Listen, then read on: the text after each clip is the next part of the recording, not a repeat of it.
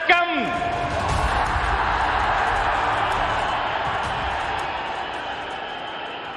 தாயே, தமிழே, தமிழ்நாடு, தமிழக வெற்றி கழகமே,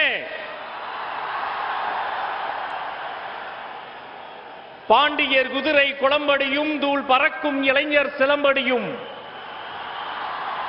மதி தோண்டிய புலவர் சொல்லடியும் இளம் தோகை மார்தம் மெல்லடியும் ஓங்கி ஒலிக்கும் மாமதுரை. இது மாலையில் மல்லிகை பூமதுரை என்ற கவிப்பேரரசின் வரிகளுக்கேற்ப கம்பீரத்திற்கே கம்பீரம் சேர்த்துக் கொண்டிருக்கிற மதுரை மண்ணுக்கு வெற்றி வணக்கம், வெற்றி வணக்கம், வெற்றி வணக்கம். இதோ மங்கள இசையோடு முக்கொம்பு ஊதி மேலதாளத்தோடு தமிழக வெற்றி கழகத்தின் 2ஆம் மாநில மாநாடு வாகை சூடும் வரலாறு திரும்புகிறது. வெற்றி பேரணியில் தமிழ்நாடு என்று உரக்க சொல்லி தொடங்குகிறது. மேலை நாட்டு இசை மக்களின் செவிகளில் சத்தமிடுகிறது. இங்கு ஒலித்த இந்த ஏழை நாட்டு இசைதான் எங்கள் மக்களின் இதயங்களை முத்தமிடுகிறது. நாட்டுப்புற கலைஞர்களுக்கு அரங்கம் நிறைந்த கரவொலி பரிசை தருவோம். நன்றி, நன்றி, நன்றி.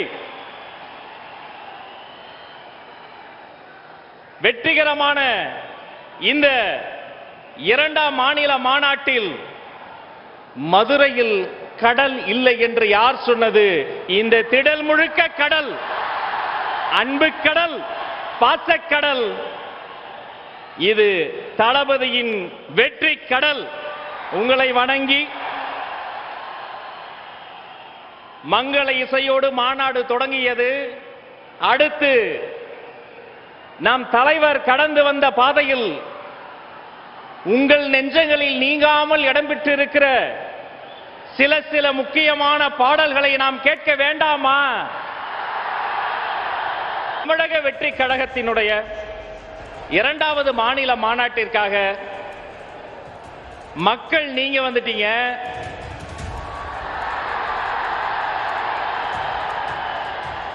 மதிப்பிற்குரிய நம்ம பொறுப்பாளர்கள், நிர்வாகிகள்லாம் வந்துட்டாங்க. அப்போ இப்போ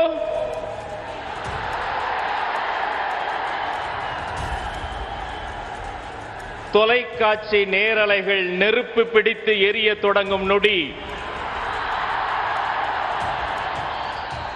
உங்கள் அண்ணனாக, உங்கள் தம்பியாக, உங்கள் வீட்டு பிள்ளையாக, உங்கள் விஜய் என்ற 3 எழுத்து மந்திரமாக